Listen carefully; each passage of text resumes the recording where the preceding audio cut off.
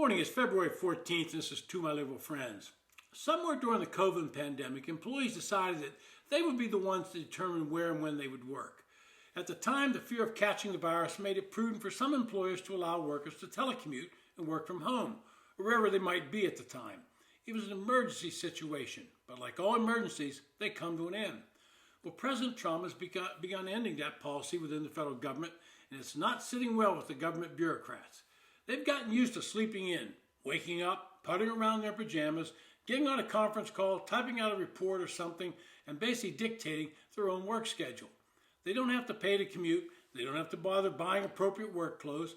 And if they have an errand to run, they're free to do so when they schedule an errand just after a call or some other work requirement. While I was still working in Washington, D.C., occasionally I would have a meeting with a committee staff member that was in the Ford House Office building. Now, this building is not on Capitol Hill. It's well below it, down by HHS. And I remember asking a couple of them in a meeting what it was like working in that building.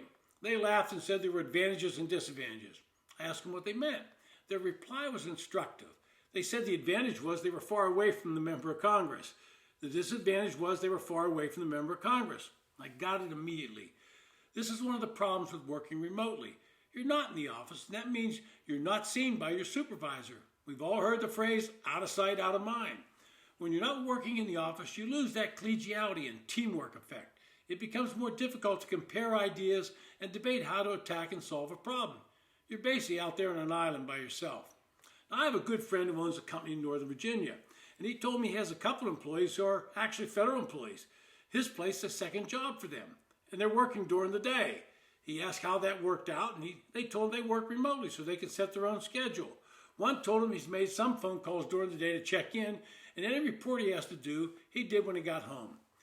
In an August 24 report compiled by the Office of Management Budget, remember this was during the Biden administration, more than half of the employees at the Department of Labor, 2,341, and the Department of Education, 4,245, were working off-site remotely.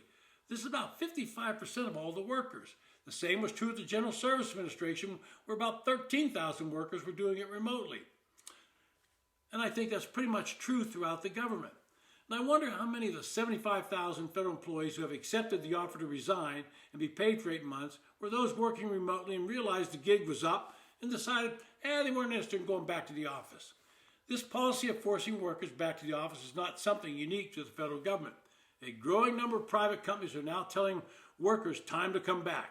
Amazon, Boeing, Dell, AT&T, Walmart, and Disney are among the companies that are now requiring workers to return to the office. They believe there are significant benefits to the company of having employees in the office and other workplaces.